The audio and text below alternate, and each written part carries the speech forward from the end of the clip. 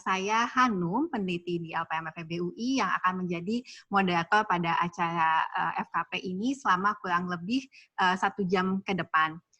Kemudian untuk acara hari ini, pembicaranya adalah Bapak Muhammad Dian Revindo.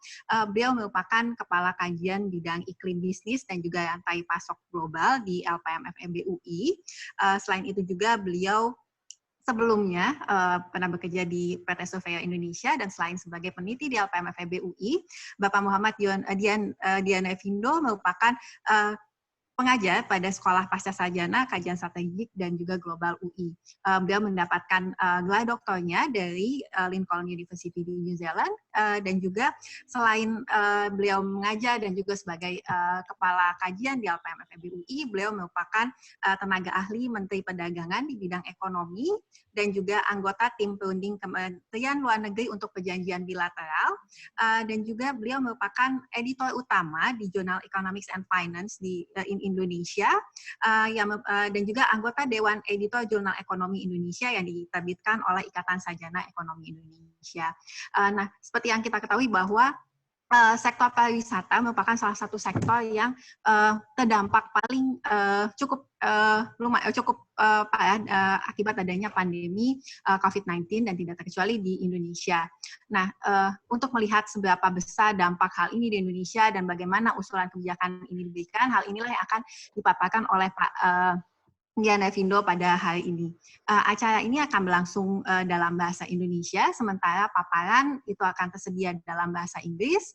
Before that, I would like to apologize to the non-bahasa participants that this presentation will be delivered in bahasa, but the presentation material will be available in English. And during the questions and answer session, you can ask in English and Dr. Revindo will answer it in English also. Kemudian acara ini akan terbagi ke dalam 2 sesi. 30 menit pertama merupakan paparan dari Bapak Muhammad Dian Revindo dan sesi kedua selama 30 menit juga itu adalah sesi tanya jawab. Untuk mempersingkat waktu, saya mempersilakan Bapak Dr. Dian Revindo untuk mempresentasikan paparannya. Terima kasih. Silakan Pak Revindo. Ya, terima kasih Mbak Lydia, terima kasih Mbak Hanum.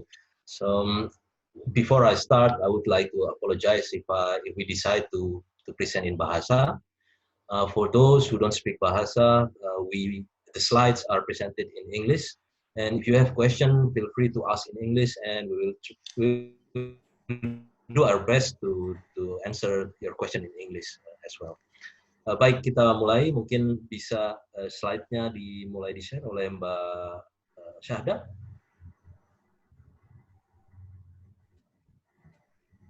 Baik, jadi sebetulnya ini studi kecil saja dan hasilnya masih preliminary. Tim yang melakukan studi ini terdiri dari 4 orang, saya sendiri, kemudian Mbak Syahda Sabrina, saya posisi di peneliti di LPM, kemudian Mbak Syahda juga peneliti di LPM, Mas Rian juga peneliti di LPM, sedangkan Mas Joni Hartono adalah dosen di Fakultas Ekonomi dan Bisnis Universitas Indonesia di Depok. Saya beri judul dampak pandemi terhadap pariwisata di Indonesia, analisis pada tingkat nasional dan provinsi, ya analisa pendahuluan. Baik, kita mulai saja. Silakan slide berikutnya.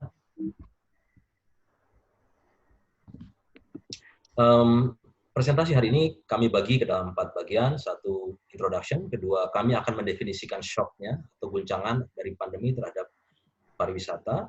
Kemudian dari shock tersebut baru kita membuat analisis dampak. Dan terakhir kita mencoba merumuskan implikasi dari analisis kami terhadap pelaku usaha maupun terhadap pengambil kebijakan di bidang pariwisata. Lanjut. Baik, kita mulai dengan introduction. Kurang lebih ringkasan dari introduction yang akan saya paparkan adalah begini, bahwa pandemi COVID-19 memukul industri pariwisata sangat parah di tingkat global dan Indonesia tidak terkecualikan.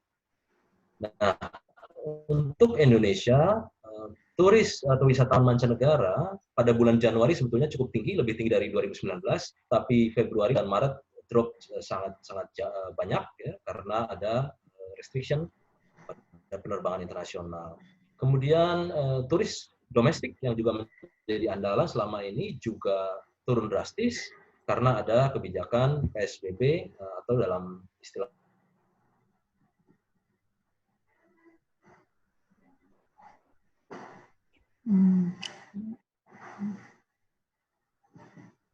Mas Selvino, maaf suaranya.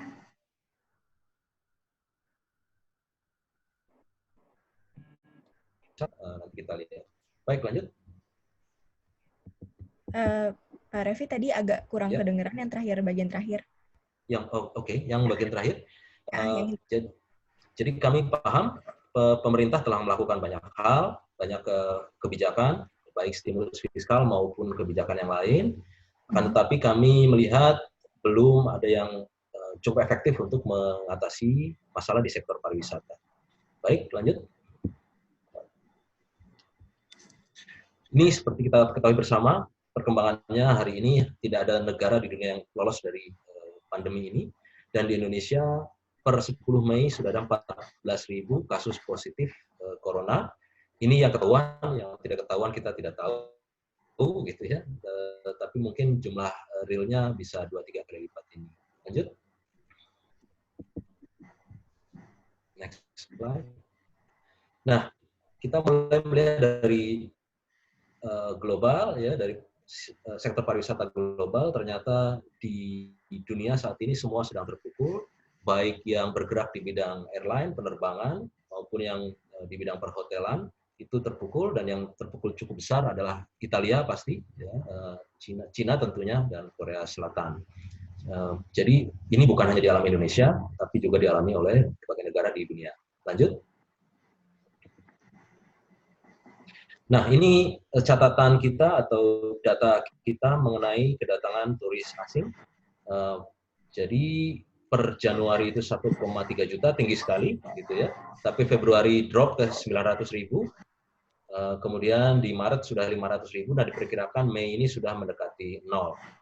Ya, jadi situasinya memang beda dengan sektor lain. Kalau sektor lain masih ada yang bisa berproduksi, manufaktur misalnya masih bisa berproduksi walaupun tingkat produksi rendah. Kalau pariwisata memang tidak bisa karena mengandalkan pergerakan atau mobilitas orang. Lanjut.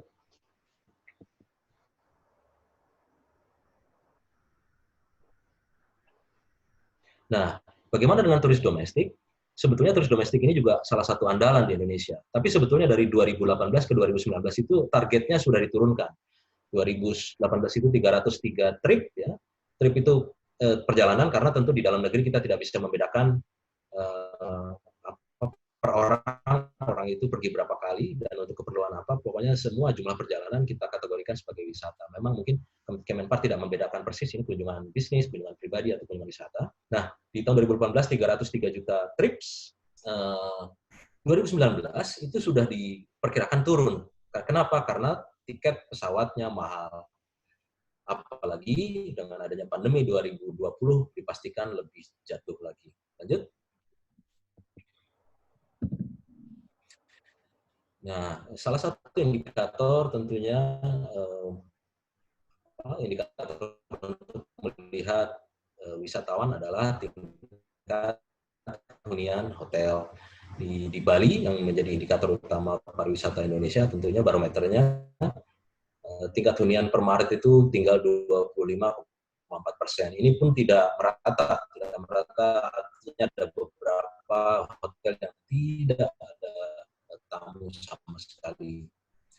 Ini adalah tingkat hunian terendah dalam 15 tahun terakhir. Lanjut. Bisa lanjutkan? Iya, Pak. Nah, sudah. Kemudian itu informasi yang sifatnya kuantitatif. Lalu yang kualitatif, kemudian ada informasi yang sifatnya kualitatif, ya. Gampangnya kami dengar dari para pelaku dan kami temukan dari beberapa sumber gitu. Bedanya pariwisata dengan yang lain adalah kalau pariwisata ini dampak kewilayahannya lebih terasa. Kalau manufaktur misalnya, tentu yang terdampak adalah di sepanjang rantai pasoknya atau value chain-nya atau supply chain-nya. Tapi kalau pariwisata lebih ke lokasi. Kalau misalnya di Bali, maka seluruh Bali, baik yang bergerak di bidang pariwisata maupun bisnis lain akan terkena. Kemudian di Labuan Bajo atau di tempat lain. Jadi dia unsur kewilayahannya lebih terasa. dan tidak ada kecuali usaha mikro, kecil, menengah, besar semua merasakan. Gitu ya. Kemudian yang juga memprihatinkan yang kita sedih adalah beberapa daerah yang tadinya semangat untuk mengembangkan pariwisata, bahkan merencanakan dalam perencanaan pembangunan daerahnya itu, wah kita akan mengembangkan pariwisata, mulai berpikir ulang dengan adanya pandemi ini. Apa iya pariwisata? Atau jangan-jangan kita perlu memikirkan ulang sektor yang lain. Bahkan beberapa rekan di Bali sudah berpikir, kita kembali ke pertanian saja. Tidak jelek ke pertanian, tapi apakah sefrustrasi itu situasinya? Ini harus segera dibalikan. Karena tentu kita yakin bahwa peradaban dunia tidak jalan mundur tapi maju. Kalaupun ada masalah ini ya kita atasi dengan kerjasama kesehatan, bukan berarti turismenya yang kita kurangi gitu. Ini cukup memprihatinkan bagi kami gitu. Kemudian pemerintah pernah menyiapkan di paket 1 yaitu stimulus untuk insentif tiket, ya. Kemudian ada insentif pajak untuk hotel dan restoran, dan ada hibah untuk beberapa pelaku usaha.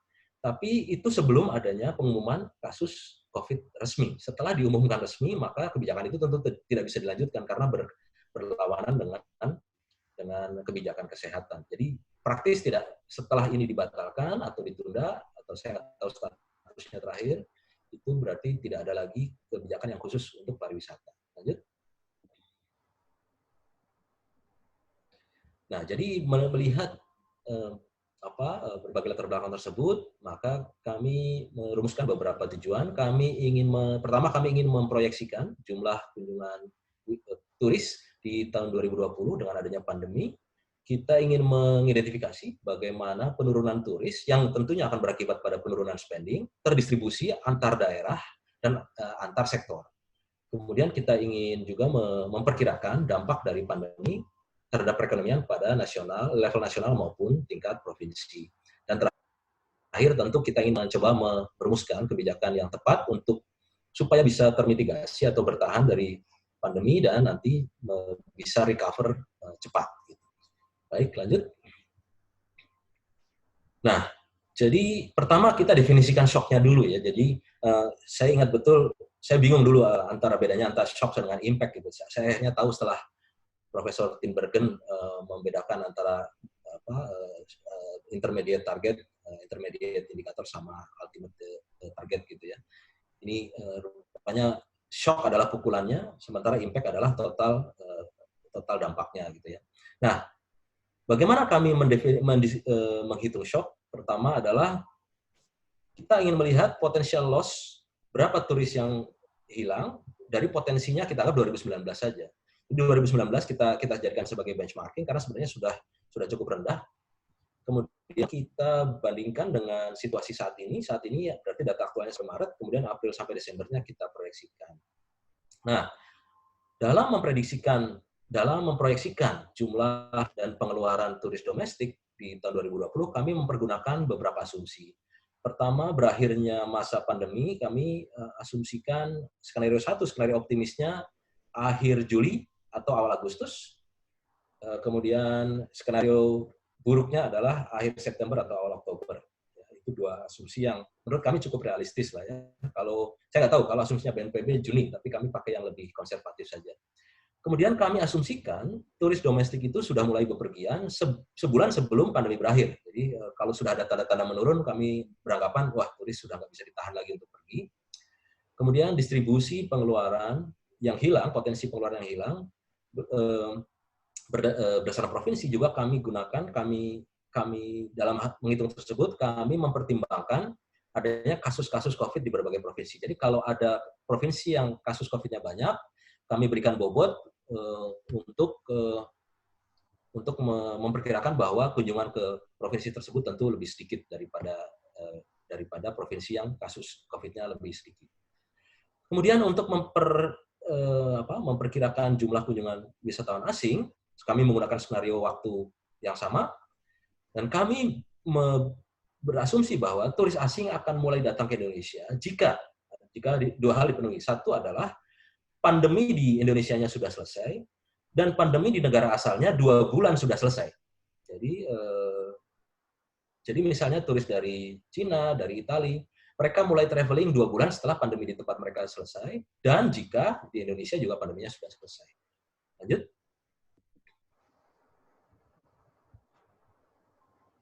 Ya, ini yang lebih detail, tata cara perhitungan yang lebih detail untuk melihat turis domestik atau turis Nusantara. Kita nggak punya data, jadi di statistik pariwisata kita tidak punya data bulanan trips gitu ya, tapi kita bisa menggunakan misalnya rata-rata tingkat hunian atau rata-rata jumlah jumlah hunian hotel antar bulan di berbagai provinsi. Ya, kemudian skenarionya kami sudah jelaskan tadi menggunakan skenario yang diajukan oleh Singapore University of Technology and Design.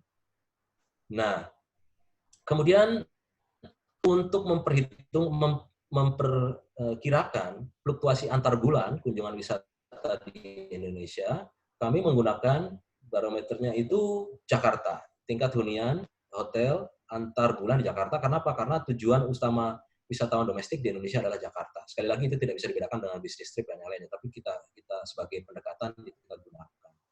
Kemudian kehilangan terbesar potensi dari turisme adalah tentu pada libur sekolah, libur hari raya, dan libur akhir tahun. Kemudian kami juga membobot dalam memperkirakan kami membobot kasus-kasus COVID di berbagai provinsi. Kami anggap yang provinsinya banyak kasus, orangnya tidak traveling dan tidak jadi tujuan wisata. Dan kita asumsikan wisatawan domestik sudah mulai bepergian sebulan sebelum pandemi berakhir, sudah nggak sabar ya. Baik, lanjut. Kalau wisatawan asing, tadi sudah dijelaskan sedikit, ini lebih detail.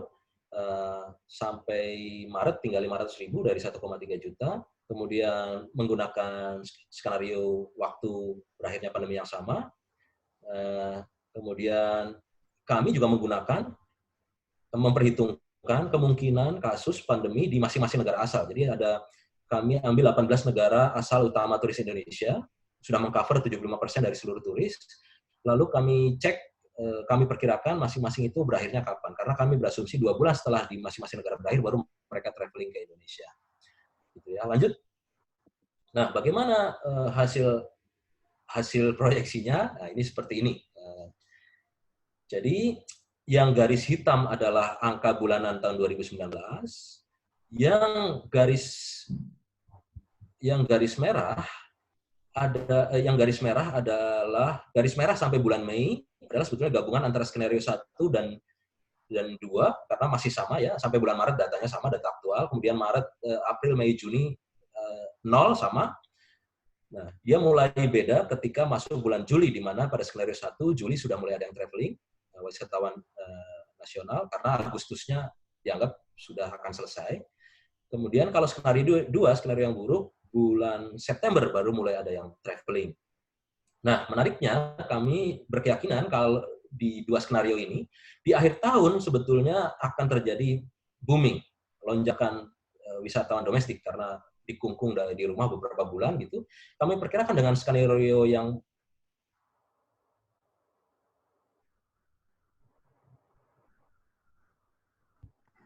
Pak Levindo, kita nggak bisa ngedengar Bapak.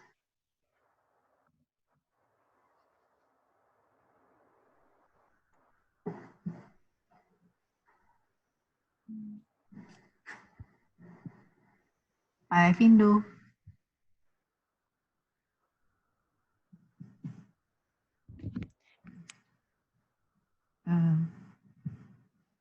Halo, Pak.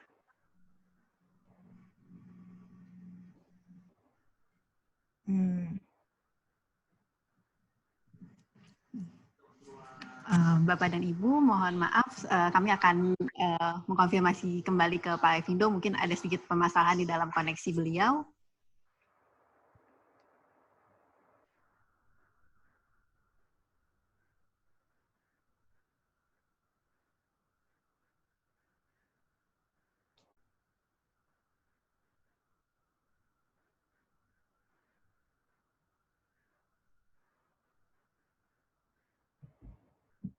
Halo, bisa terdengar?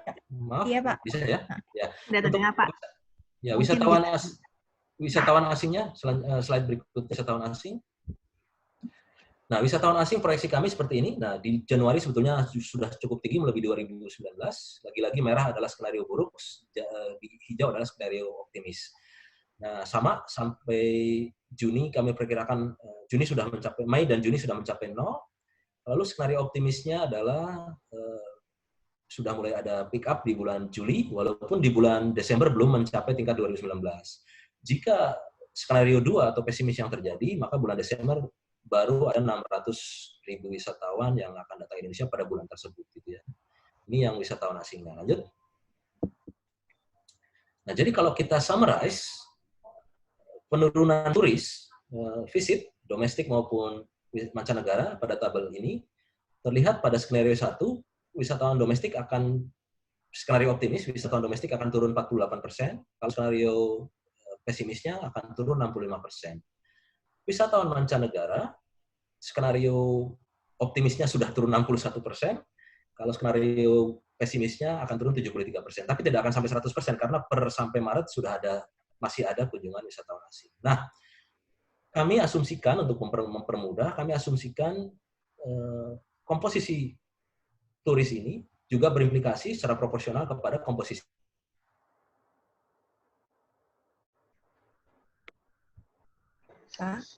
Pak Vindo, mohon maaf, masih kurang ini tidak terdengar.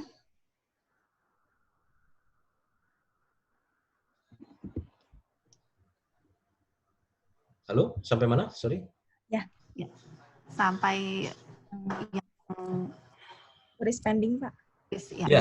Ya. Jadi kami gunakan proporsional spending dari turis mengikuti jumlah visitnya. Nah, jadi sama presentasinya kalau Bapak dan Ibu lihat, presentasi loss-nya sama, hanya yang ini dirubah ke dalam satuan uang. Jadi misalnya kalau skenario 1, kehilangan dari potensial domestik turis spending itu 127 triliun. Ya, cukup besar, wisatawan mancanegara 171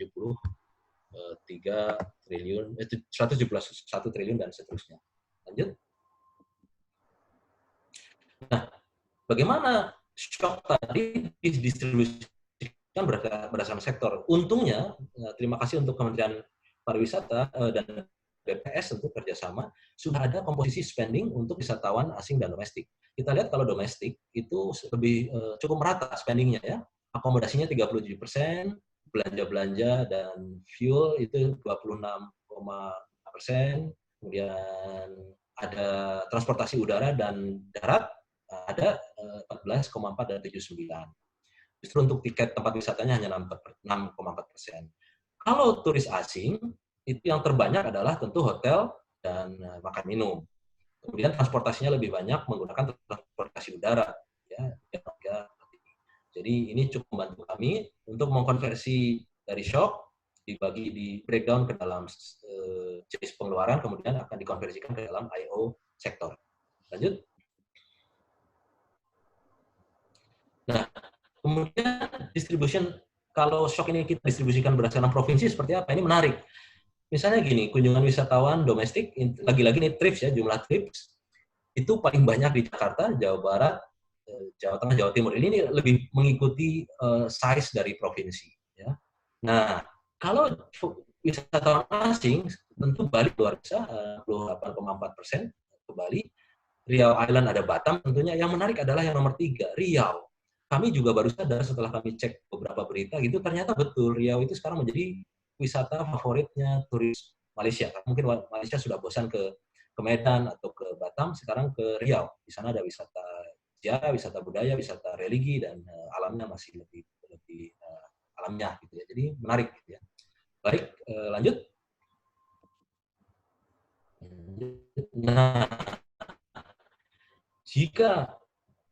jika tuh di shock dari berkurangnya wisatawan asing dan domestik digabung, dibuat peta seperti ini hasilnya. Ya. Kita ambil skenario aja, salah satu skenario 2 dan 1. Sebetulnya kalau dibuat skenario 1 pun gambarnya akan mirip karena hanya magnitude-nya yang berbeda, tapi gradasinya akan sama. Kita lihat yang gelap itu yang cukup kena shock cukup berat, yaitu tentu Bali, Jawa Barat, Jawa Timur, dan Riau. Gitu ya. Baik, lanjut. Nah, untuk menghitung dampaknya, saya mau minta tolong Mbak Syahda untuk menyampaikan ini. Silakan Mbak Syahda. Oke. Ya, selamat pagi semuanya. Menyambung dari Pak Revindo tadi tentang shock, kami akan masuk ke bagian dampak. Jadi, ini adalah ringkasan dari hasil yang kami temukan dari kajian kami. Yang pertama, kami menggabungkan shock tadi untuk menggunakan metode interregional input-output analysis, dan dari model itu maka nanti kami akan menemukan dampaknya terhadap beberapa variabel ekonomi.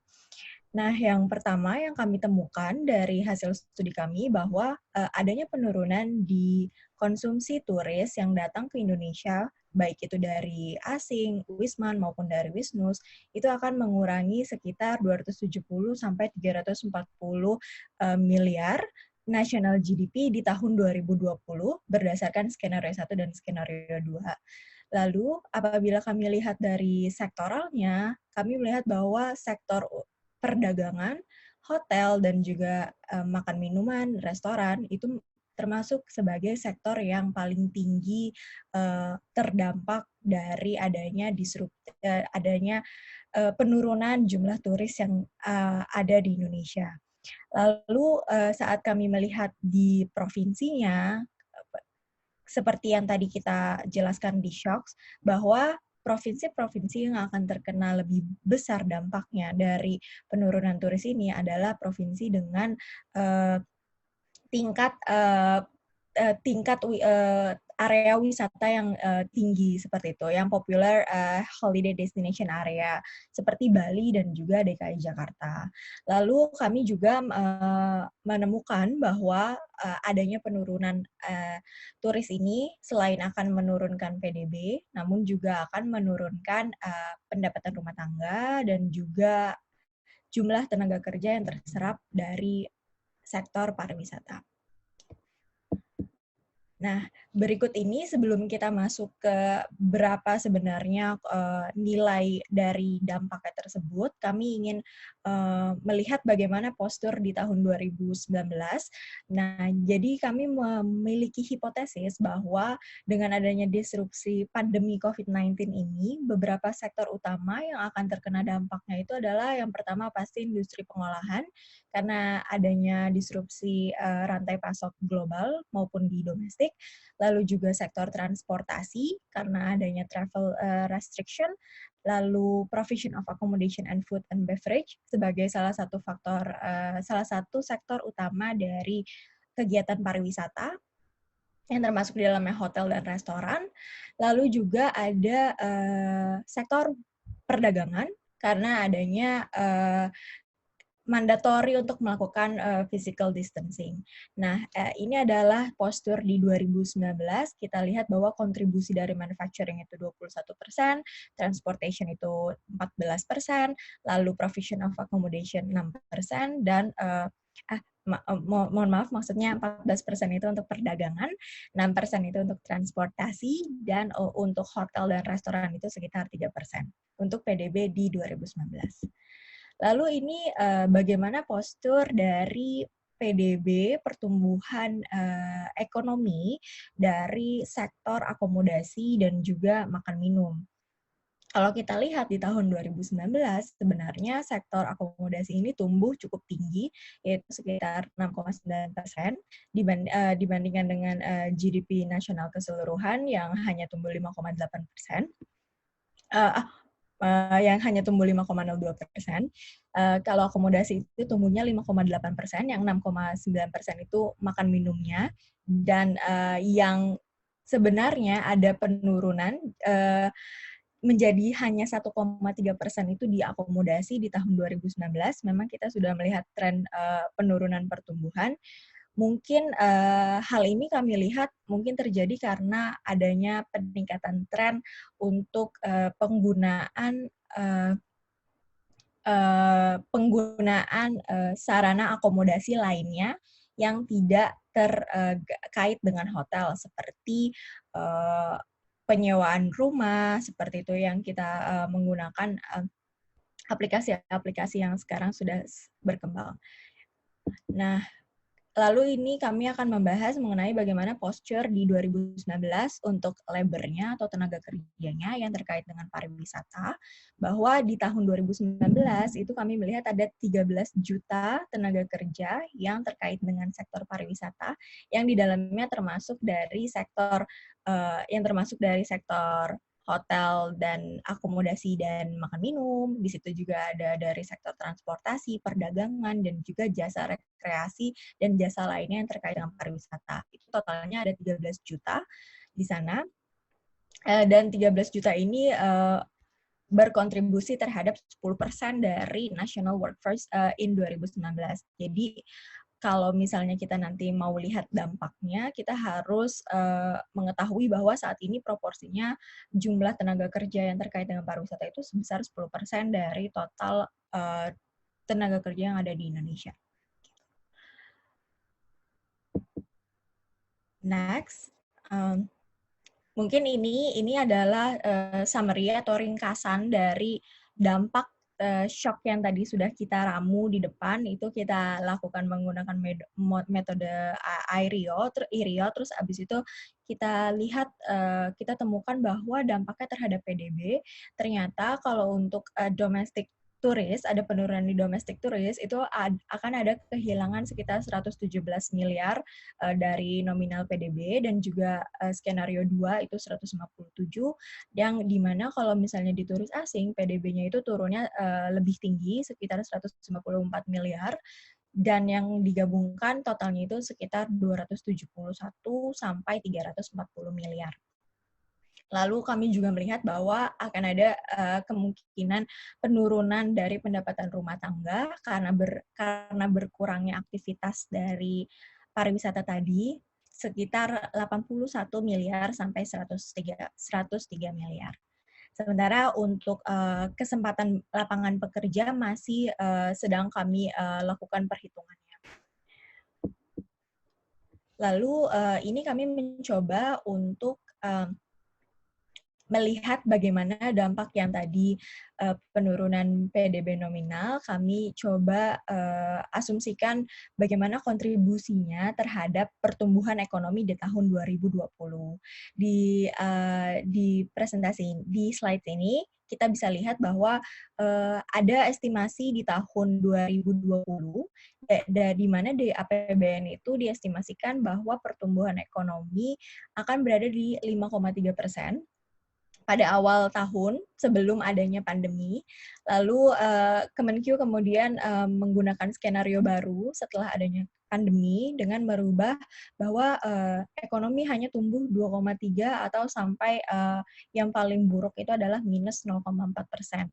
Nah, dari penurunan ini, dari 5,3 sampai 2,3% yang terjadi karena adanya pandemi COVID-19, kami mencoba untuk memasukkan impact yang ada di model kami terhadap penurunan ini, dan kontribusinya itu kira-kira sekitar 2,19%.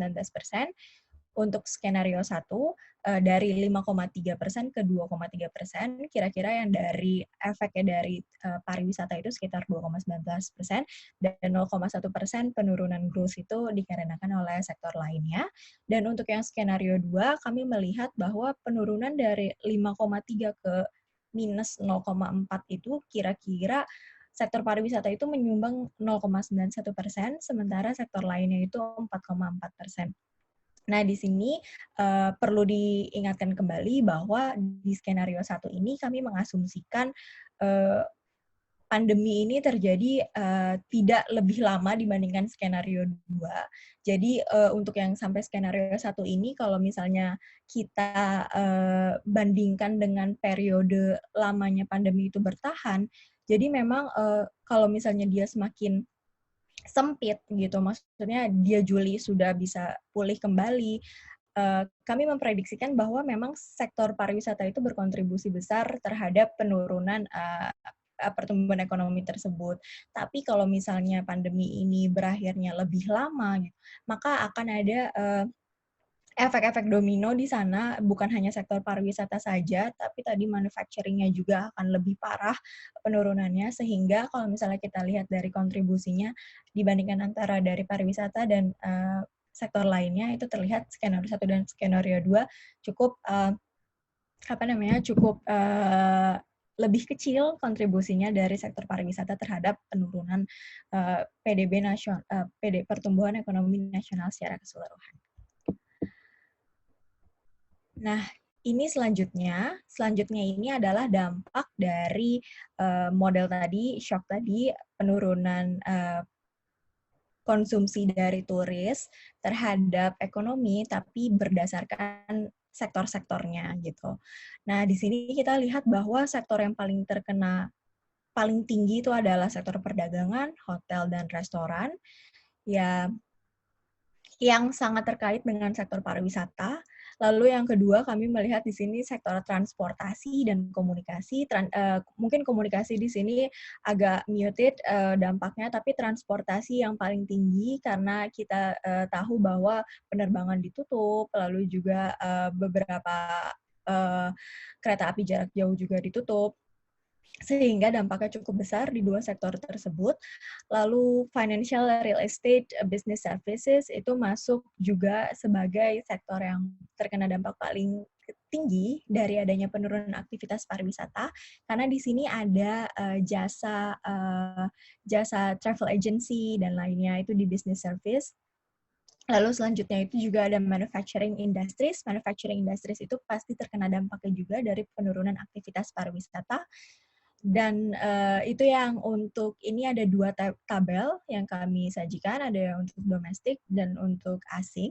Bagaimana urutannya itu sebenarnya lumayan mirip di antara keduanya, di mana trade, hotel, dan restoran merupakan sektor utama yang akan terdampak dari penurunan aktivitas pariwisata.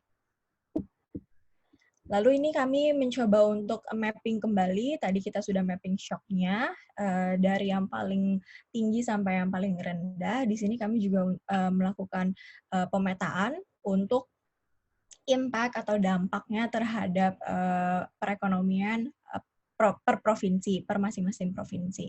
Kita lihat di sini bahwa provinsi-provinsi yang cukup tinggi gitu, intensitas intensitas aktivitas pariwisatanya seperti di Pulau Jawa, di Bali, di Pulau Jawa, Riau, Kepulauan Riau, dan Sumatera Utara di situ, dan Sulawesi Selatan di situ akan menjadi provinsi-provinsi yang terdampak paling kuat dari adanya penurunan turis yang datang ke Indonesia.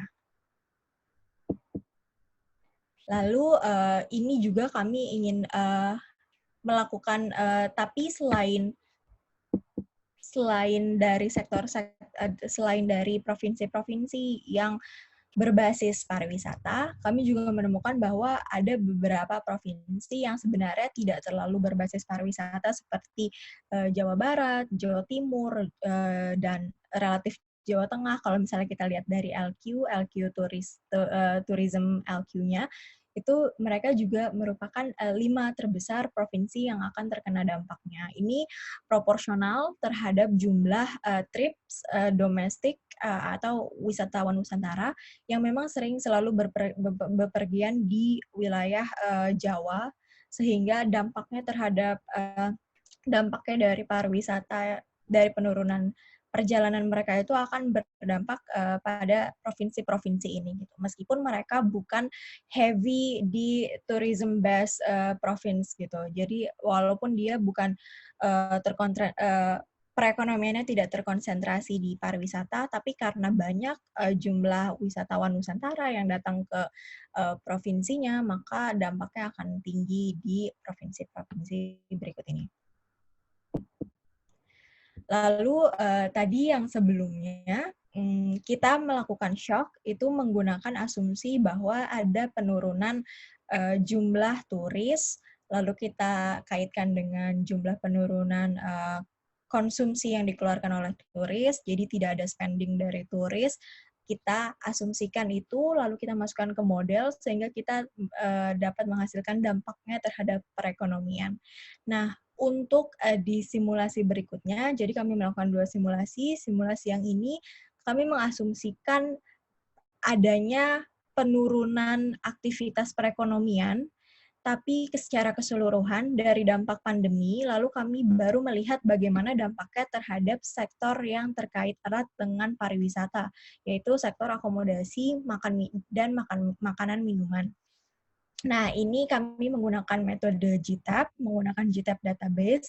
Kami melakukan ada 2 skenario di sini. Kalau misalnya global output itu turun 1% atau global output-nya turun 2%, lalu kami juga mengasumsikan di situ ada penurunan ini kami mengasumsikan dari asumsinya WTO bahwa akan terjadi penurunan global trade di seluruh dunia itu sebesar 13% atau yang paling parahnya itu sampai 32%.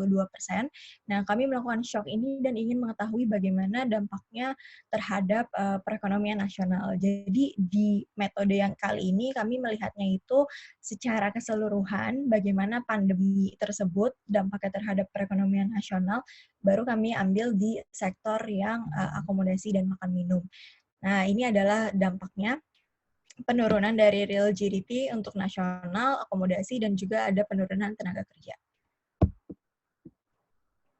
Metode yang sama kami lakukan untuk beberapa negara juga, dan hasilnya konsisten bahwa akan terjadi penurunan GDP di semua negara-negara yang kami amati untuk Malaysia, Thailand, Filipina, China, US, Vietnam, dan Italia.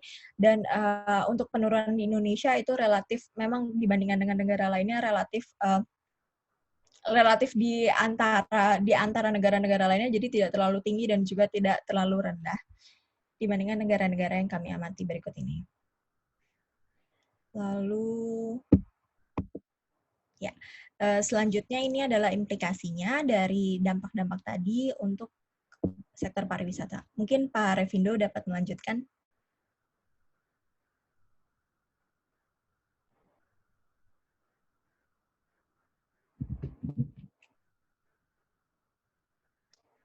Baik, terima kasih Sada. Mungkin kita sampai pada akhir dari presentasi kami, yaitu implikasi kebijakan.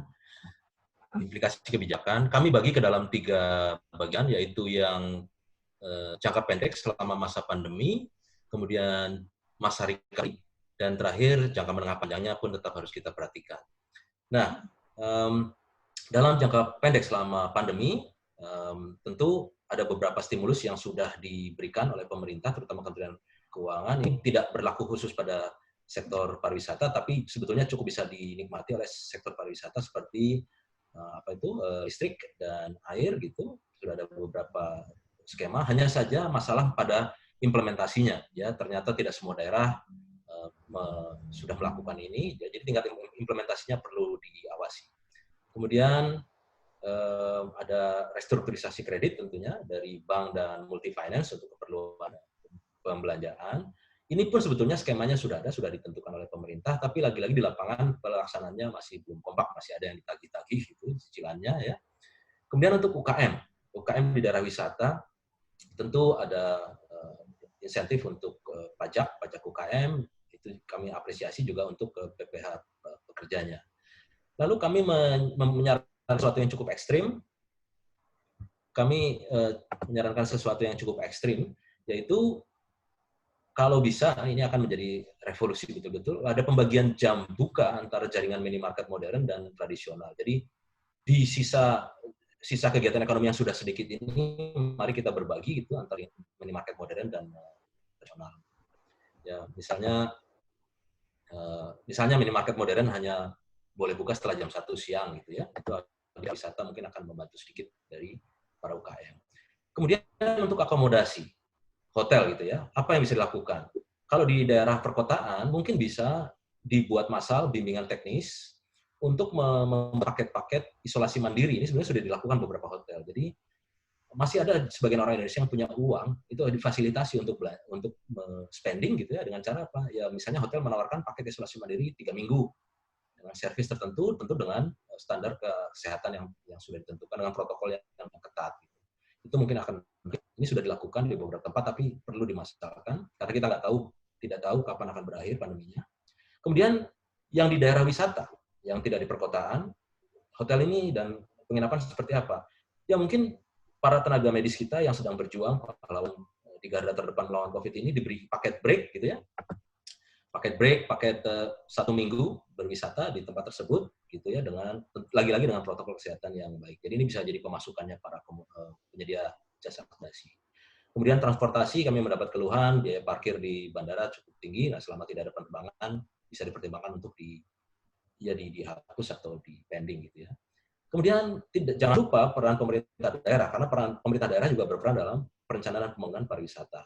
Ini sudah dilakukan di beberapa tempat, misalnya mengenai properti bisa dikecualikan penaltinya tidak ada penalti untuk keterlambatan pembayaran PBB, atau tundalah kenaikan NJOP, itu akan berdampak pada pajak juga. Kemudian ada pajak hotel, restoran, dan kendaraan bermotor, ini bisa dipertimbangkan untuk ditunda atau bisa ditunda selama beberapa bulan. Ini kebijakan yang menurut kami cocok untuk masa pandemi. Lanjut. Lalu bagaimana masa recovery? Recovery itu misalnya dari saat pandemi berakhir sampai 6 bulan atau 1 tahun ke depan. Pertama, di-boost demand-nya. Demand untuk wisata. Untuk wisatawan domestik seperti apa? Bisa subsidi transportasi darat, udara, dan laut, akomodasi dan rekreasi, terutama untuk apa? Untuk para ASN, TNI Polri, tenaga kesehatan, dan warga senior. Kalau mereka diberi diskon, karena lebih mudah mengidentifikasinya ya, itu bisa mereka mulai traveling, termasuk juga mahasiswa dan pelajar, gitu ya. Kalau mereka bisa menunjukkan kartu pelajarnya atau kartu mahasiswanya bisa dapat diskon. Untuk wisatawan asing, kami sarankan promosi Indonesia dilanjutkan, tapi promosinya melibatkan atau di konten informasinya, promosinya itu menunjukkan bahwa Indonesia sudah memperbaiki standar kesehatan, standar keamanan dan kesehatannya. Ini penting untuk meyakinkan turis asing. Kemudian demikian juga untuk mereka yang bergerak di bidang akomodasi, akomodasi, makanan, minuman. Ini bimbingan teknis untuk protokol kesehatannya perlu ditingkatkan. Jadi diteruskan, bukan hanya pada saat masa pandemi, tapi pada saat recovery juga penting untuk diteruskan supaya standarnya tetap dijaga tinggi. Jangan hanya hot selama ada pandemi, tapi ditinggalkan sesudah pandemi. Kemudian bagaimana mereka yang bergerak di bidang hiburan, wisata, atraksi, misalnya tempat main anak, kemudian tempat wisata, kebun binatang, dan sebagainya. Lagi-lagi BIMTEK untuk standar kesehatan yang baik itu seperti apa. Ya. Karena itu penting, karena di sana ada interaksi antara orang yang cukup banyak. Lalu kami menyarankan begini, mengembangkan aplikasi sederhana, supaya orang itu datang itu terjadwal. Jadi seperti ke dokter itu ya, daftar dulu nanti kebagiannya jam berapa. Kalau kebagian jam 2, datang jam 2, dan hanya diberi waktu 1 jam atau maksimal 2 jam mereka harus pergi, masuk kloter berikutnya. Jadi yang ada di dalam satu lingkungan entertainment itu, atraksi wisata itu terbatas orangnya. Gitu ya. Jadi saya pernah melihat dulu ada suatu lomba yang stand-nya terbatas gitu, dikasih masuk 200 orang, 1 jam disuruh pulang, disuruh keluar. Gitu. Mungkin ini bisa di beberapa tempat wisata. Kemudian sektor transportasi, tentu parkir bandara lagi-lagi, dan harus ada perbaikan dalam sistem distribusi aftur ya. Kemudian bagaimana dalam jangka panjang, jangka menengah dan jangka panjang?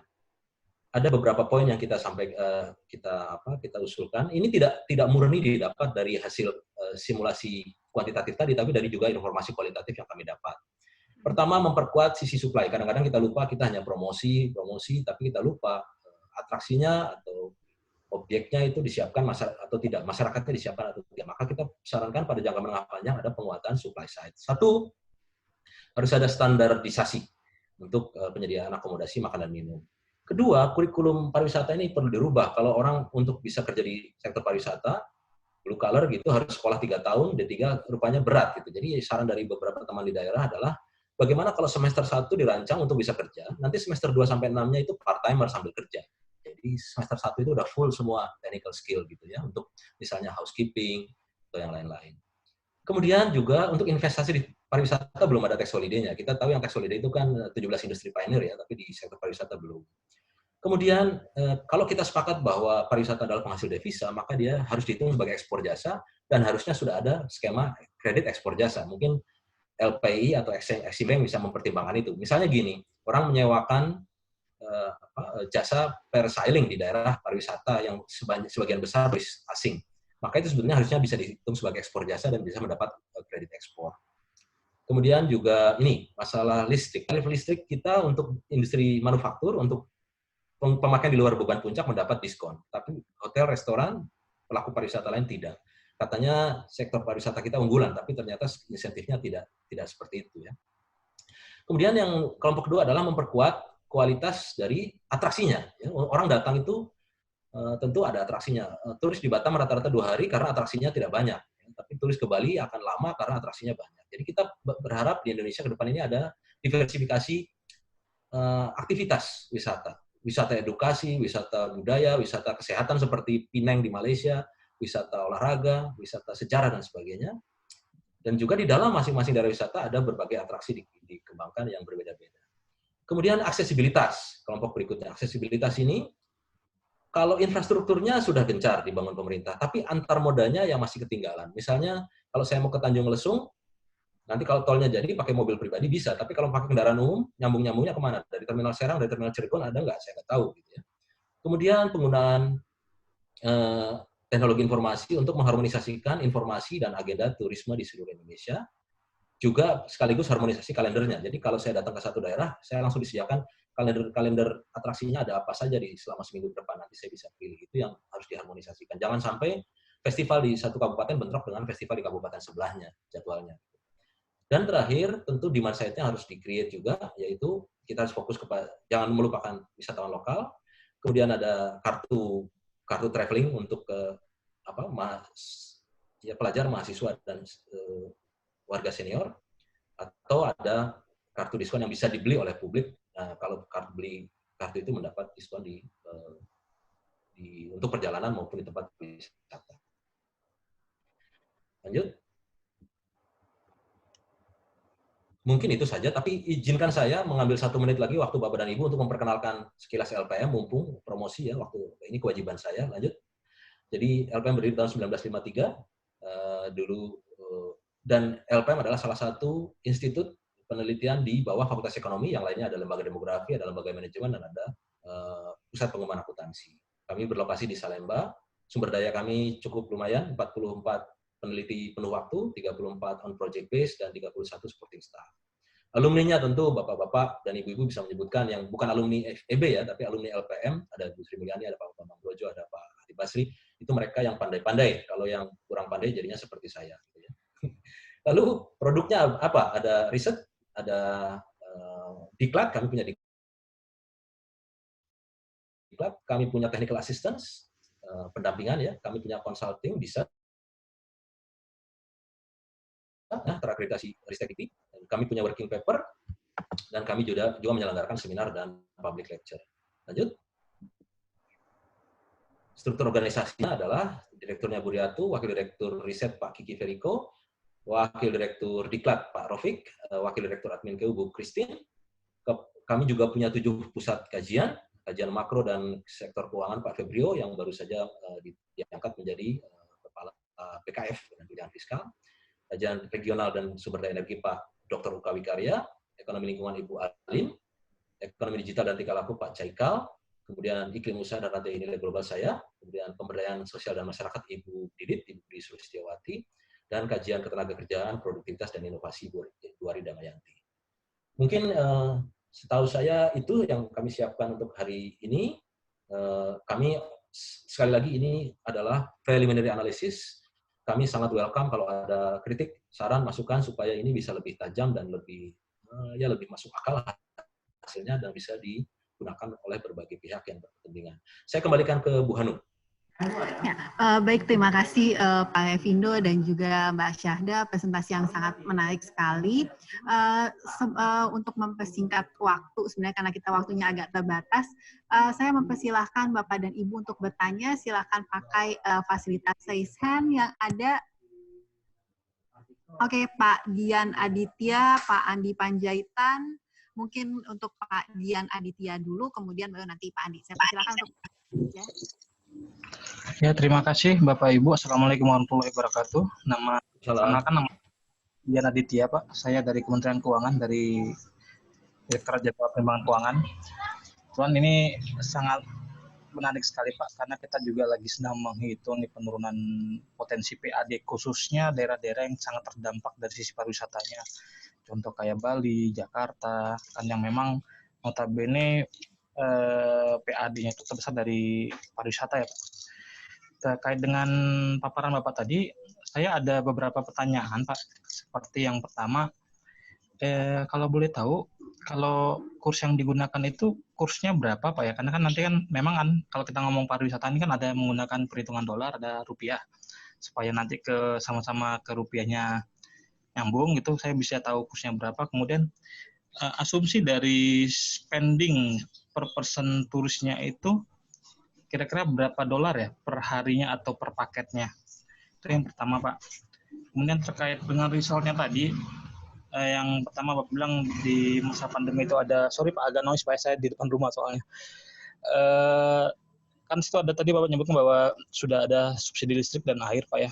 Sepertinya kalau saya pribadi saya kurang sepakat Pak, karena listrik yang kita keluarkan ini kan subsidinya cuma 450 sampai dengan 900 kVA ya. Jadi apalagi yang namanya industri pariwisata itu kan rata-rata sudah masuk listrik di atas 2.200 semua.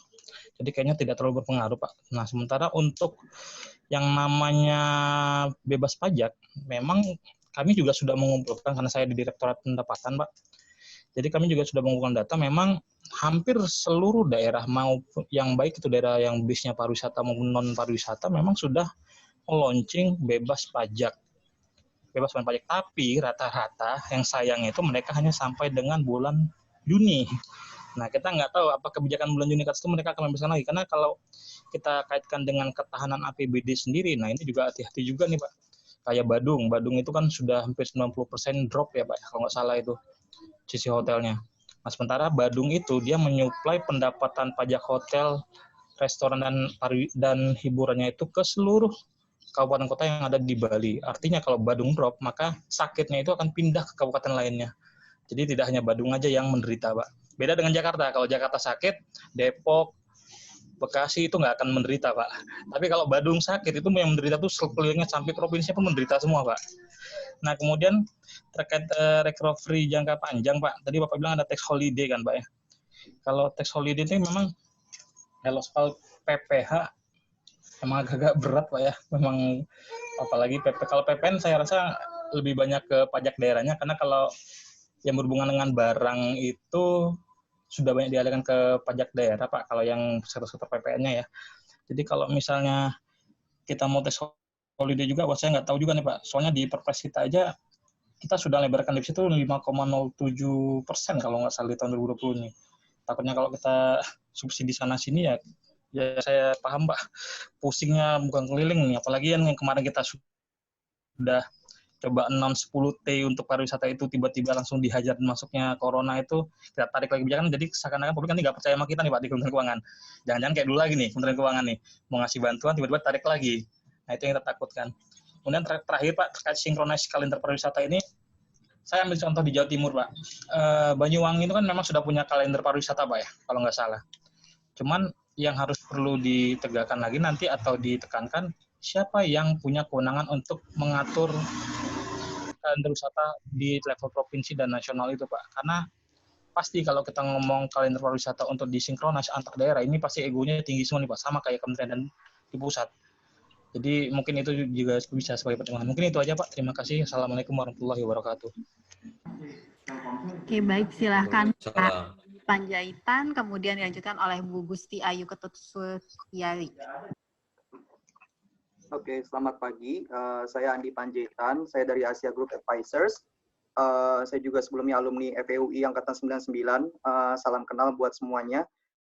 Saya ingin menanyakan pertanyaan kepada Bapak Dian Revindo. Terima kasih untuk paparannya sebelumnya. Tadi di awal paparan, waktu introduction disebutkan bahwa government policy or intervention has not been effective in mitigating impact of COVID-19 for tourism sector. Mungkin bisa dijelaskan apakah dari rekan-rekan peneliti sudah melakukan comparative analysis atau juga perbandingan dengan stimulus measures atau kebijakan yang sudah dikeluarkan oleh Kementerian Pariwisata dan Ekonomi Kreatif akhir-akhir ini, khususnya sehubungan dengan usaha untuk recovery tourism sector.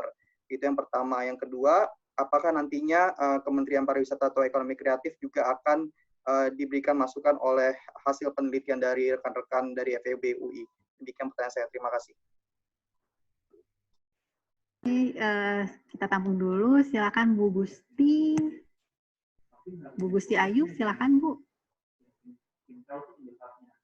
Oke, selamat pagi Bapak Ibu semua. Terima kasih tadi presentasinya sangat menarik. Saya Ayu Surtiari dari LIPI, dari Pusat Penelitian Kependudukan.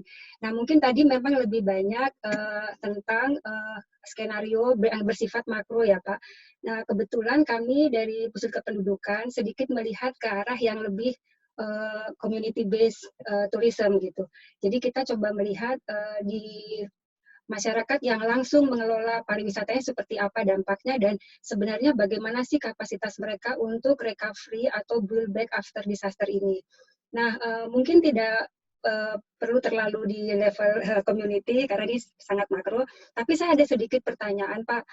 Tadi sangat menarik sudah disampaikan adanya sebuah develop skenario dengan melihat kemungkinan nanti akan mulai meningkat minat atau travelingnya orang itu di bulan Juni-Juli, kemudian skenario kedua di Oktober, September, Oktober. Nah, saya ingin tahu apakah dalam perhitungan ekonomi ini ada mempertimbangkan juga transisi atau kalau kebetulan hari ini juga saya ada ikut webinar yang mencoba melihat adanya transisi ini dibagi menjadi 4 fase gitu. Jadi kemungkinan terjadinya misalnya gelombang kedua, gelombang ketiga, dan gelombang keempat dari penyebaran virus ini. Karena dalam proses recovery ini akan benar-benar sempurna ketika vaksin itu sudah muncul dan sudah bisa diakses oleh banyak orang. Nah, bagaimana dengan perhitungan dari skenario yang tadi di-develop oleh tim ini? Terima kasih. Terima kasih. Kalau saya lihat di sini, oke. Tidak ada lagi yang bertanya, mungkin silakan Pak Vindo dan juga Mbak Syahda, ada Pak Yanto juga mungkin untuk menjawab pertanyaan dari 3 penanya tadi, ada dari Pak Andi Panjaitan, Pak Dian Aditya, dan juga Bu Ayu. Silakan Pak Vindo, Mbak Syahda, dan juga Pak Yanto.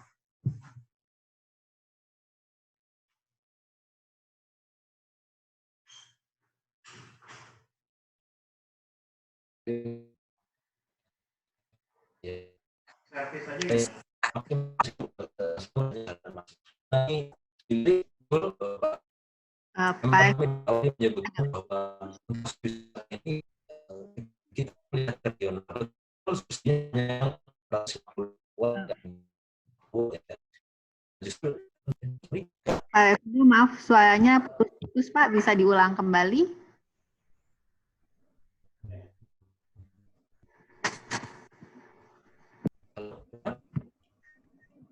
Oke. Pertanyaan jadi mengenai kami paham awal tadi ini kami tidak bisa membedakan kecil menengah besar. Di daerah wisata semua kena. Jadi kami menyampaikan sudah ada skemanya yang untuk yang untuk dayanya kecil. Tapi yang kami soroti adalah bahwa sudah ada yang dilakukan pemerintah, tapi di daerah wisata ini semua kena, tidak peduli ukurannya. Kemudian tax holiday, sebetulnya tax holiday kami paham kalau semua dikasih tax holiday juga pemasukan pemerintah dari mana. Hanya saja kami membayangkan gini, misalnya contohnya di Batam, masa tinggal orang sedikit sekali, 2-3 hari. Kenapa? Karena Legoland-nya adanya di Johor. Kalau saja investasi Legoland difasilitasi di Batam, itu misalnya, ini contoh saja. Jadi investasinya yang ditarik masuk untuk membuat aktivitas pariwisatanya atau atraksinya lebih banyak. Jadi kami membayangkan investasinya yang seperti itu. Ya. Kemudian dan itu lebih ke jangka panjang ya. Maksudnya kita boleh saja sampai betul-betul recovery, baru kita bicarakan masalah seperti itu. Ya. Kemudian pertanyaan mereka adalah siapa yang synchronize gitu ya. Kita punya power nggak untuk synchronize agenda-agenda wisata dari kabupaten. Ya, saya pikir harus ada yang mulai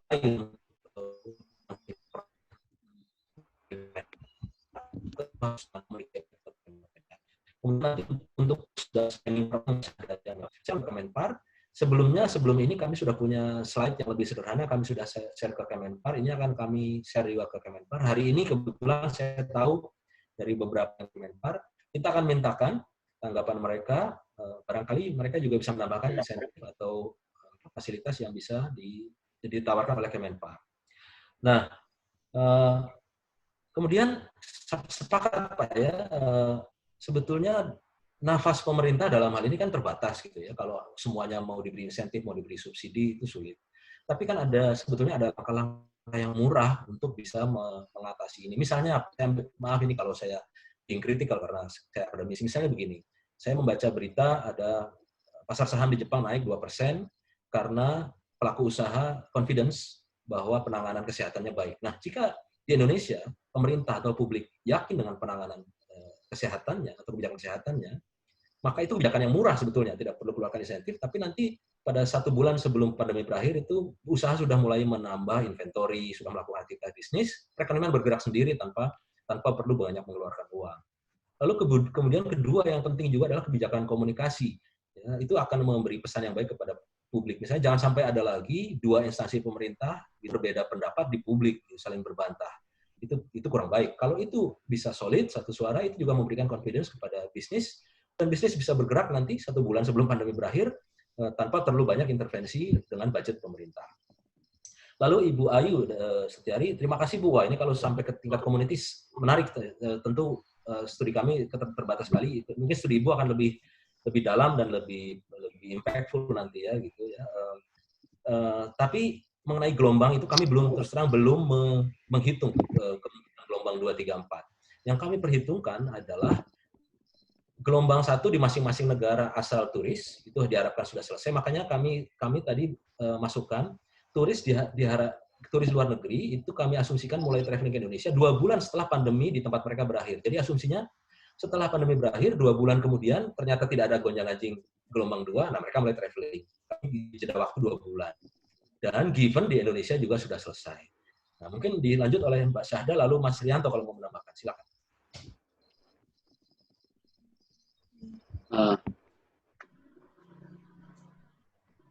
Halo, Sada, saya sedikit menambahkan ya tadi. Halo. Iya Pak, halo. Silakan Mas. Saya Rianto ya. Tadi ada pertanyaan menarik dari Pak Dian ya tentang sinkronisasi dari kalender wisata ya. Ini sangat penting ya karena beberapa tujuan wisata, terutama 10 destinasi wisata baru ya, atau Bali baru itu ada yang komplement, ada yang substitusi. Jadi kalau yang komplement, ya, itu mungkin harus disinkronkan gitu ya. Kemudian juga termasuk yang substitusi maksud saya. Tapi maksud saya adalah pemetaan terhadap komplement dan substitusi tujuan wisata ini menjadi sangat penting, terutama dalam menyusun jadwal atau kalender wisata. Jadi beberapa daerah yang kalau komplement kan berarti jadwalnya harus didekatkan begitu ya, karena habis dari sini mungkin nanti komplement dengan wisata yang tempat lain. Ya. Nah kalau yang substitusi ini hati-hati juga ya, kalau meletakkan jadwal ini atraksi turisnya sama begitu, nanti kalau ditaruh di tempat yang kalendernya sama itu pasti pilih salah satu. Jadi itu perlu hati-hati. Sebenarnya ada pemetaan sudah ini, cuman memang pertanyaan tadi misalnya kewenangannya di siapa ya. Ini tentu Kementerian Pariwisata bisa memfasilitasi sebenarnya pemetaan ini supaya daerah-daerah juga sadar karena secara umum kan kita pengen meningkatkan pariwisata dalam konteks Indonesia sehingga daerah yang nanti substitusi dengan daerah lain dia tidak terkena dampaknya kalau kalendernya dia berdekatan begitu atau sama, itu tujuannya sebenarnya itu ya. Mudah-mudahan inisiasi ini dari Kemenpar bisa difasilitasi ya untuk menyampaikan sinkronisasi pariwisata dengan pemetaan daerah-daerah mana yang komplement dan daerah mana yang substitusi. Saya kira itu ya yang perlu saya sampaikan, tambahan dari Pak Arvindo. Terima kasih. Ada sedikit tadi? Tadi yang tentang nilai tukar apakah sudah di Belum. Oh iya. Mungkin mau sedikit nambahin untuk teknisnya di model kami untuk yang nilai tukar tadi. Jadi untuk model ini kami menggunakan shocknya itu semua sudah dalam rupiah, yang dimana kami ambil itu dari asumsinya BPS dan juga Kemenparekraf di total spending-nya wisatawan Nusantara dan juga wisatawan Nusantara dan wisatawan asing yang dikalkulasi oleh mereka di tahun 2019, lalu kami mengestimasi di 2020 dengan asumsi bahwa jumlah spending yang mereka keluarkan per kepala per orangnya itu tidak berkurang gitu. Jadi kalau saya boleh kasih insight, kalau dari datanya di 2018 dan 2019 itu kira-kira per orang kalau foreign itu sekitar 17 juta untuk per spendingnya mereka sekali datang ke Indonesia gitu. Mungkin tadi yang pertanyaan mata uang, karena kalau foreign tourist kan juga berbagai macam currency-nya yang mereka gunakan yang mereka gunakan. Belum tentu juga mereka menggunakan yang mata uang asingnya, bisa jadi mereka sudah menggantinya dengan mata uang Indonesia gitu, sehingga lebih aman untuk kami menggunakan yang sudah dikonversi ke dalam rupiah dari BPS dan juga Kemenparekraf. Baik, terima kasih Mbak Sada. Saya berikan ke Mbak Hanum. Ya, terima kasih Mas Tevi, Mbak Syahdi, dan Pak Yanto. Ini kalau misalnya saya lihat mungkin satu pertanyaan lagi sebelum kita tutup. Mungkin saya persilakan Bu Ani untuk menyampaikan pertanyaannya. Ya baik, selamat siang Bapak Ibu. Perkenalkan, nama saya Ani Pratiwi. Saya alumnus PPIE. Nah, menurut saya ini kajian yang sangat menarik dan kebetulan saya juga sedang menyusun yang seperti ini untuk level provinsi, yaitu Provinsi NTB sebagai salah satu destinasi wisata. Nah, yang menarik di sini adalah penggunaan IRIO sebagai basis datanya. Nah, sejauh yang saya tahu, BPS baru pertama kali ini menyusun IRIO. Nah, pertanyaan saya, apakah IRIO yang digunakan oleh tim dalam menyusun dampak COVID ini merupakan IRIO yang sudah final atau yang masih sementara? Itu yang pertama. Kemudian yang kedua, terkait tadi dengan impact terhadap pendapatan rumah tangga, setahu saya di dalam struktur IO itu yang ada adalah pendapatan kerja. Nah, kira-kira ini bagaimana mekanisme transmisinya dari pendapatan pekerja menjadi pendapatan rumah tangga. Sekalian mohon koreksi Pak, kalau misalnya apa yang saya sampaikan ini mungkin kurang tepat gitu. Karena saya juga masih belajar tentang IO dan IRIO. Mungkin itu aja Mbak Hanum, terima kasih. Selamat siang. Ya, terima kasih Bu Ani. Mungkin silakan Pak Evi atau Syahda atau Pak Yanto. Baik, terima kasih Mbak Ani. Pertanyaannya pas sekali. Kebetulan mungkin Pak Rianto yang tepat menjawab. Silakan Mas.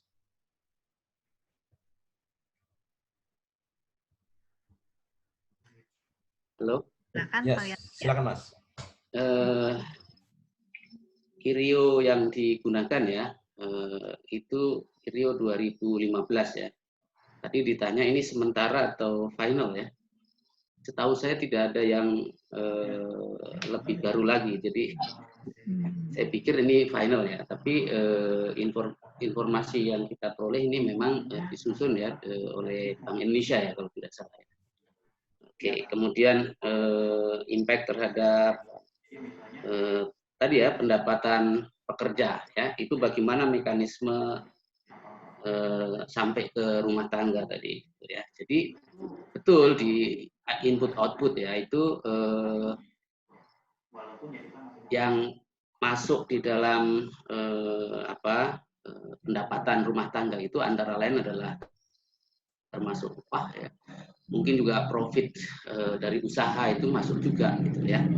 Tapi yang dilakukan di analisis di sini itu memperhitungkan di tingkat upah yang sifatnya itu bisa jadi sebenarnya dia juga formal ya. Jadi tingkat upah. Sementara sebenarnya ada yang bagian dari pendapatan rumah tangga yang dari sektor terutama informal ya yang masuk sebagai pendapatan rumah tangga juga. itu termasuk di dalam nanti profit tapi dari sektor informal ya, profit usaha. Nah itu juga memang ada caranya tuh, mesti dikeluarkan dari dari profit itu menjadi upah atau pendapatannya rumah tangga, memang harus dikeluarkan. Cuman di analisis ini belum dilakukan karena itu membutuhkan proses yang cukup panjang ya, karena ini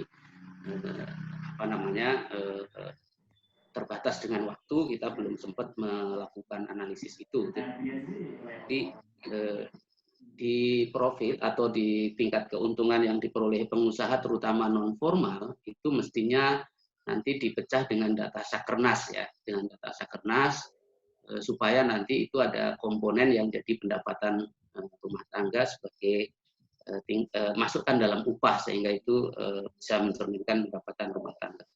Saya pikir itu yang bisa saya sampaikan ya. Terima kasih. Ya, kembalikan ke mana? Terima kasih Pak Rianto. Mungkin ada tambahan dari Mas Sevi dan Syahda? Saya cukup, Mbak Syahda silakan. Ya, cukup Pak. Oke, baik. Ya, baik Bapak dan Ibu, sepertinya kita sudah sampai di penghujung acara, di penghujung webinar ini. Terima kasih banyak untuk Pak Revindo, Pak Rianto, dan juga Mbak Syahda untuk kajian dan juga presentasinya yang sangat menarik, serta jawaban-jawaban atas pertanyaan dari para peserta. Dan juga tadi untuk Pak Adit, Pak Dian, Bu Ayu, dan juga Bu Anik untuk pertanyaan-pertanyaannya. Semoga bisa memberikan insight baru juga kepada timnya Pak Revindo untuk mengembangkan kembali mengembangkan kembali studi yang sedang dibuat ini. Mohon maaf jika ada yang kurang berkenan bagi Bapak dan Ibu dalam penyelenggaraan FKP pada hari ini. Kami mengucapkan terima kasih banyak atas kehadiran Bapak dan Ibu dan juga pertanyaan yang diberikan. Sampai jumpa di sesi FKP berikutnya minggu depan, masih bersama dengan LPM FEB UI. Terima kasih banyak, tetap sehat dan selamat menunaikan ibadah puasa. Selamat siang. Saya kembalikan ke Lydia.